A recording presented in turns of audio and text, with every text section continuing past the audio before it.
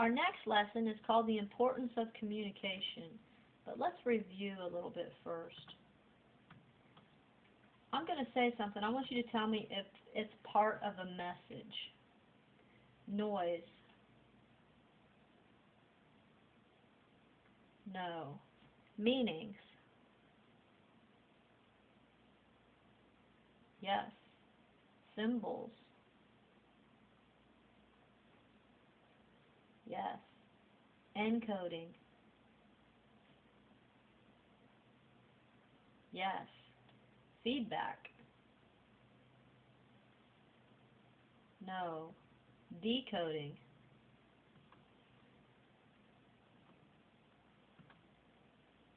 Yes.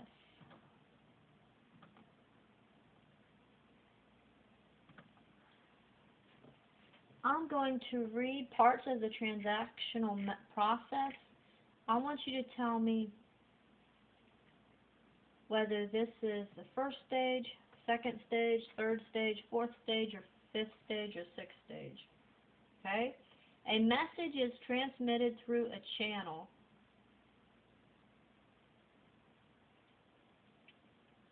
That's the second stage.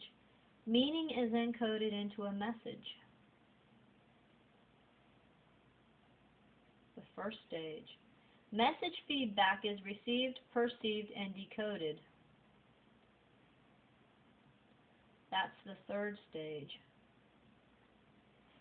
Message feedback is transmitted through a channel.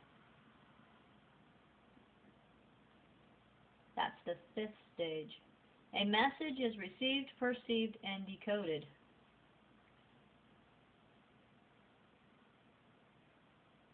Third stage. Feedback is encoded into a message. The fourth stage. I'm going to read a definition. I want you to tell me which word I'm talking about.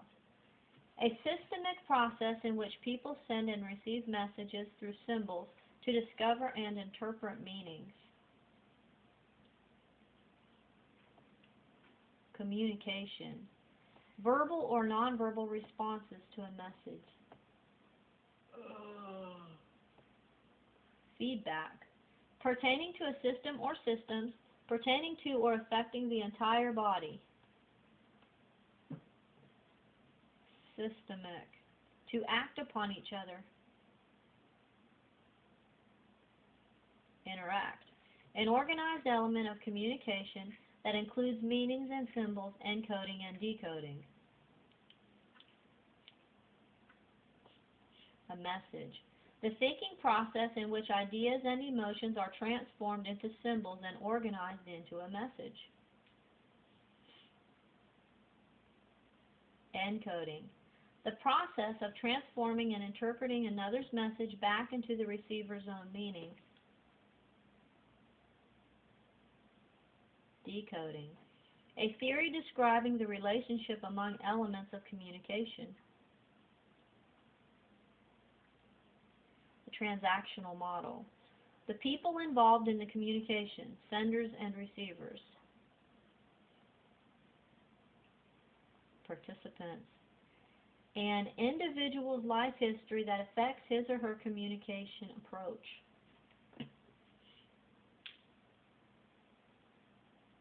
Field of experience.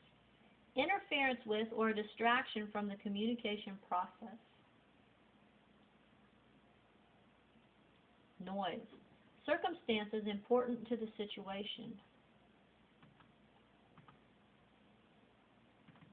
Context.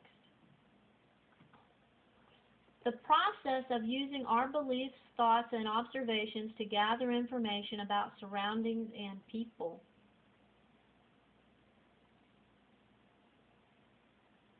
Perception. Communication with oneself. That's intrapersonal communication. Communication between at least two people.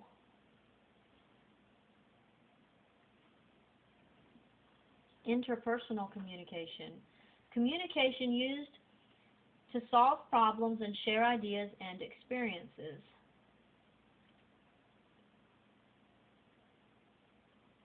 small group communication. Transmission of messages to a large audience. Mass communication. I'm going to read a text. I want you to tell me what type of communication is illustrated. So Jason and Letitia, what do you guys want to do tonight after the game?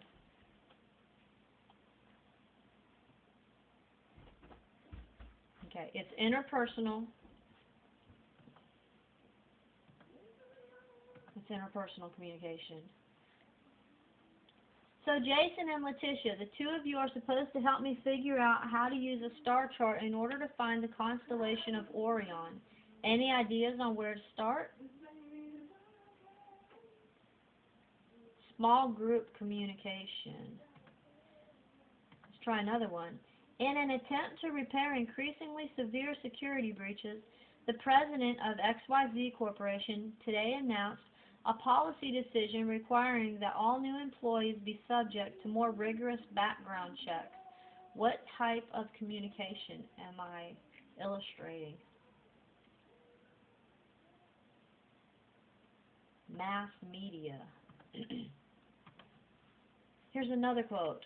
Let's see. I know I've solved one of these before. To figure out this problem, I need to use the formula for the area of a circle.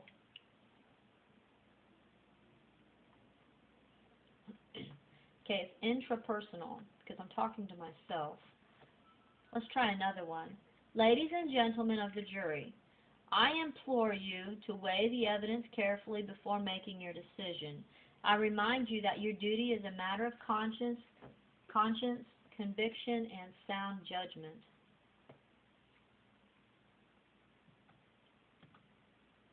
Public communication.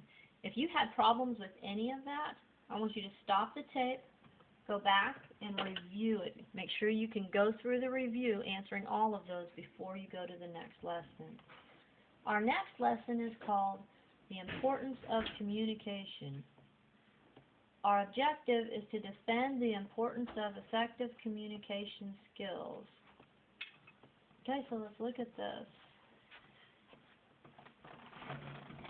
We spend a large part of our waking hours communicating with others, whether we are talking, listening, or reacting non-verbally to what we hear and see. We use communication to know who we are, to maintain relationships, to achieve a sense of well-being, and to accomplish tasks. It's important because it helps us achieve the goals of everyday life. Okay, so today we're going to talk about the importance of communication. So go ahead and write your date in your notes. And the name of our lesson is The Importance of Communication.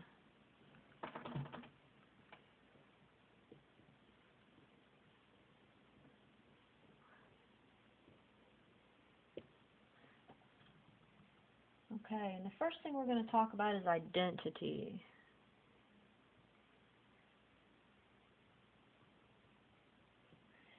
We discover who we are partially by what other people communicate to us. If a child is told by his parents that he is a good boy or that he's smart, it's likely that he will grow up believing those things about himself, especially if these concepts are later reinforced by people he respects, such as teachers, friends, and family. People often try to live up to the expectation of others. If a friend believes in you and tells you that you have the talent to win a part in the school play, you may feel more confident about your tryout and may reflect it on the stage. What others think of you manifests itself in your actions. So we discover who we are partially by what other people communicate to us.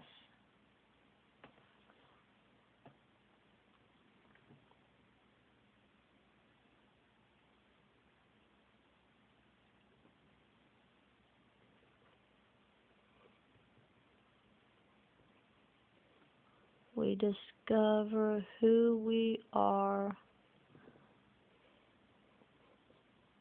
partially by what others communicate to us. Okay, the next one is relationships.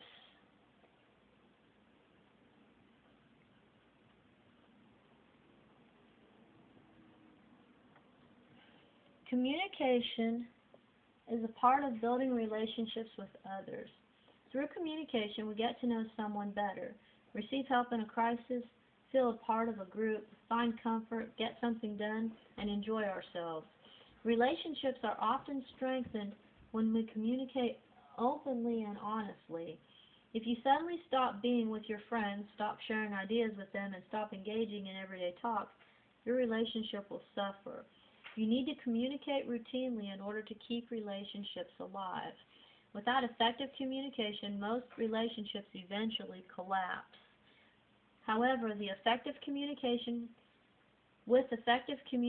relationships can thrive and become a more important aspect of our lives.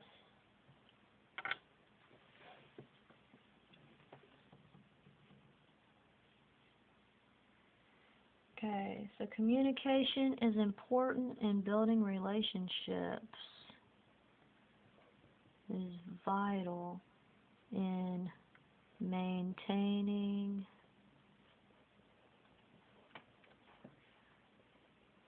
relationships.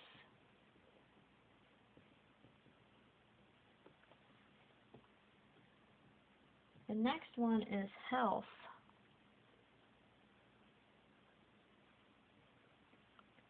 Communication is not only important in order to sustain and deepen personal relationships and to understand ourselves better, but also to meet our physical needs as well. Where would we be if we had no way of telling a doctor that we needed help? Or if we couldn't ask directions to the nearest gas station? Or if it was impossible to discuss a problem with coworkers? Without the skills of communication, it's difficult to meet needs and complete tasks. Studies have shown that people who maintain close relationships are healthier than those who are socially isolated. Research has also attested to the fact that social isolation can be hazardous to one's health as any of the common physical threats. Anxiety and depression are more likely to develop in individuals who lack close friends than in those that maintain close relationships. People who maintain strong relationships generally live longer, more fulfilling lives.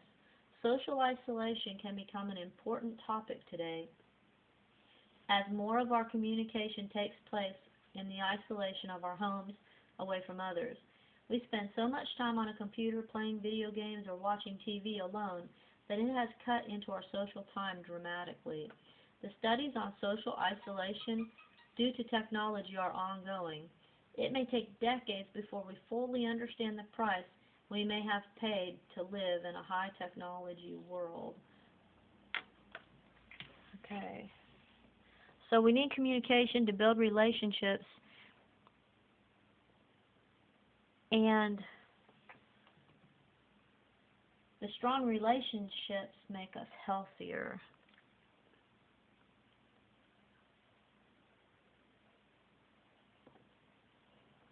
Relationships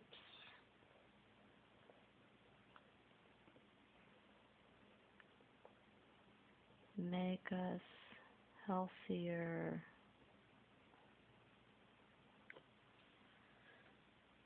Okay, so we're talking about the importance of communication.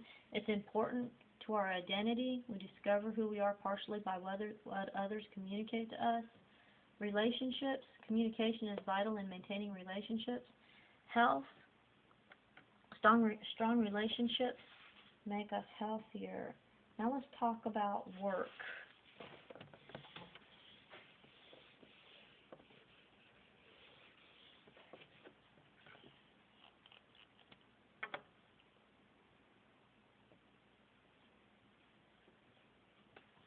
Communication has a special significance in the workplace.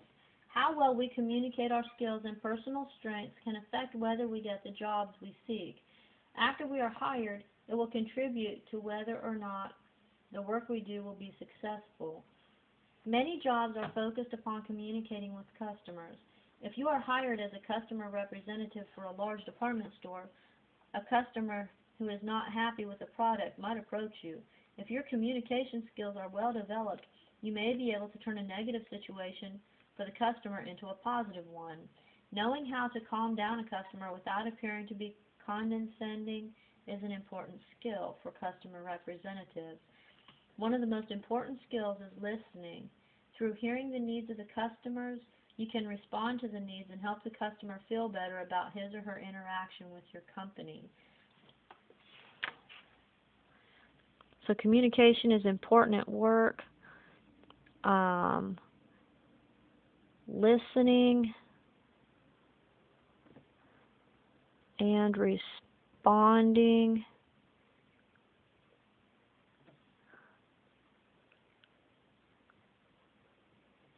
can turn a negative situation into a positive one. The same listening and responding skills are applied as managers seek to adjust the work environment. The manager needs to listen to the concerns of his or her employees, consider how both the needs of the employees and those of the organization can be met, then communicate the plan of action effectively. Regardless of the career you may one day choose, the quality of communication skills will play a large role in your effectiveness in fulfilling responsibilities. The time you take today to sharpen your communication skills will help you in your future. Let's review. You've learned that communication demonstrates its importance in 4 areas of our lives: identity, relationships, health, and work. You observe that developing effective communication in these areas can provide numerous benefits, including helping you to achieve your goals.